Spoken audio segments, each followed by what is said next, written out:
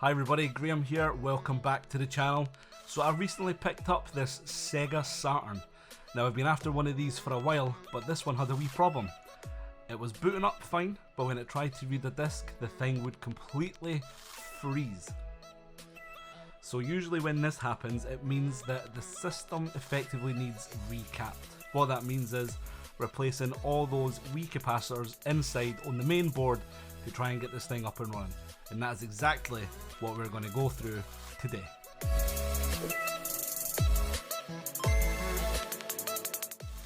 So what you really need for this is a good Phillips head screwdriver. You need a capacitor kit. I got mine for Retro 6 and I'll throw the link down below. You need a really good soldering iron and a good way to remove solder for the board. Now I have an electronic solder pump, so this is like a soldering iron and a soldering pump mixed together. So I used that and it worked out fantastic. So first thing is first, we're going to take apart this Sega Saturn. Now there are just 6 screws at the bottom, so it's easy to take this apart, flip it over, lift up the top, and there you go. Once that's done, it's just a case of detaching the power supply, detaching the CD drive,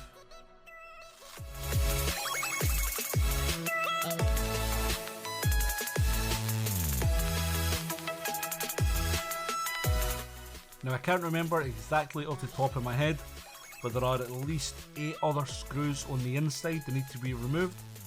And once that's done, the power button here can be removed.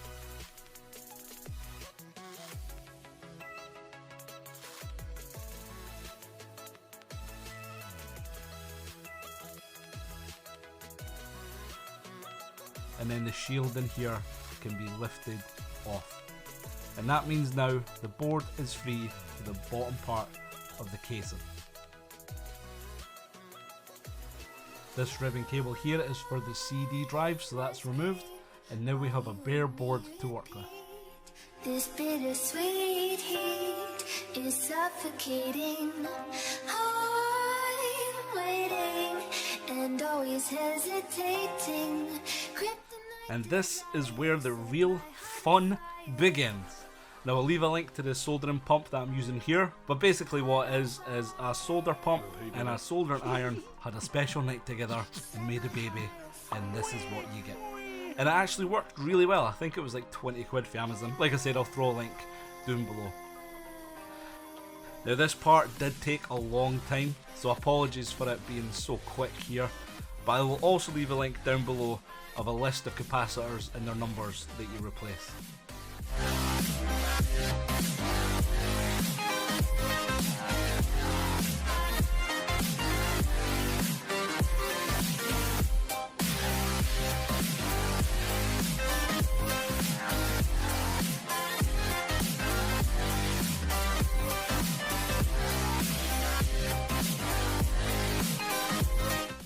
And now once they're all replaced, it's the easy part and putting all the new capacitors back on. Again, refer to the list that I'll throw down below to make sure you're putting the right capacitor in the right place. Once that's done, it's time to test.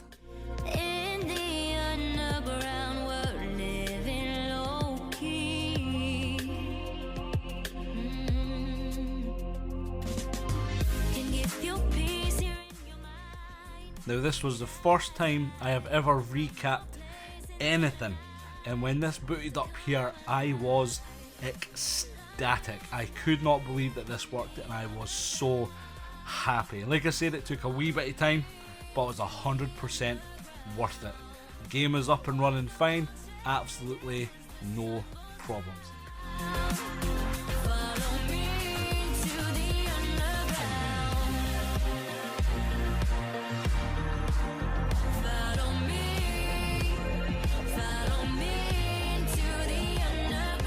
I am satisfied with the testing so far, so I am now putting it back together.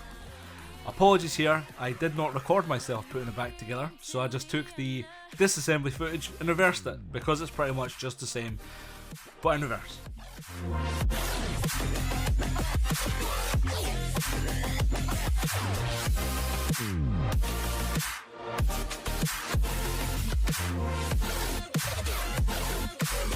Now the console is fully reassembled back to how it originally was. So now we're going to test the game just to make sure that nothing went tits up while we're putting it back together. And everything looks to be good. Trying here now with some Sega Rally. This is what I tried first, and it looks to be up and running absolutely fantastic. Look at the graphics, god, they're amazing. Open eye, feel the waves cut through me, hypnotized by the sounds I'm breathing in. Hold tight, chemicals collide. Well, racing games were never really my thing, so I'm going to try something else that is not my thing, and this is Virtua Fighter. I'm not very good at beat 'em ups, as you can tell, but this is just for testing's sake. Lights paint the skies. Only you can make me move. You can make me move. Can make me move. You can make me. So, now that I know that discs and everything are running fine, it's time to pull out the Pseudo Saturn Kai card. Now this is a cartridge that plugs in to the memory expansion slot at the top of the Saturn and allows it to play burnt games, effectively soft modding the console. It also has built-in RAM boosts and a memory card. So we're going to try this thing now, and the first game I'm going to try is Cotton 2. So here we go, booting the thing up. And as we can see here, the game is booted up absolutely no problem. This card also unlocks the region on the console as well, so you can also play Japanese NTSC games and PAL games. Now this is a PAL console that I have here, and this is me running a Japanese burnt game. Only you can make me move. You can make me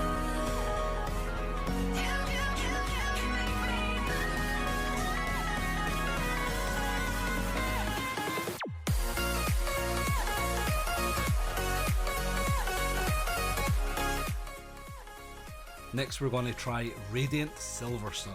Now this is the precursor to what is Ikigura, which is one of my favourite shmups.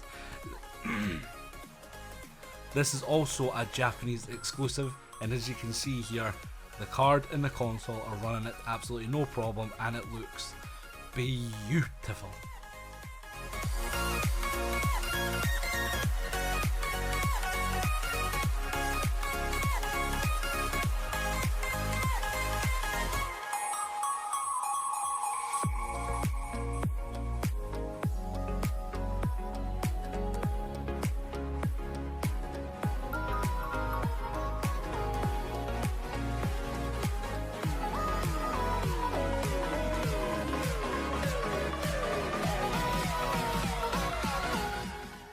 Now there are a ton of Saturn games that I want to try, and one series in particular that I'm looking forward to trying is Panzer Dragoon.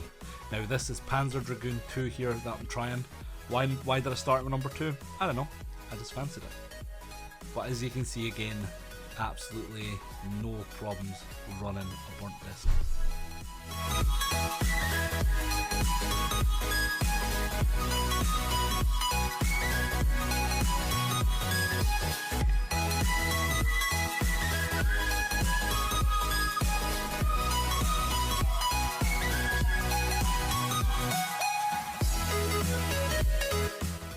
And obviously, when it comes to testing consoles, there's one game you make sure it can run, and that is Doom.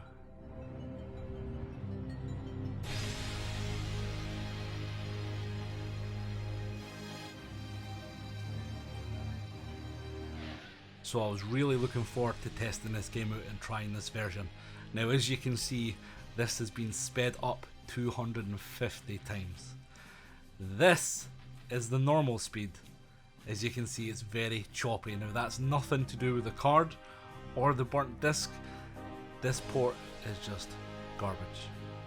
Now I recorded all the gameplay here through the OSSC, and I have also added the scan lines, which I think make it look even nicer.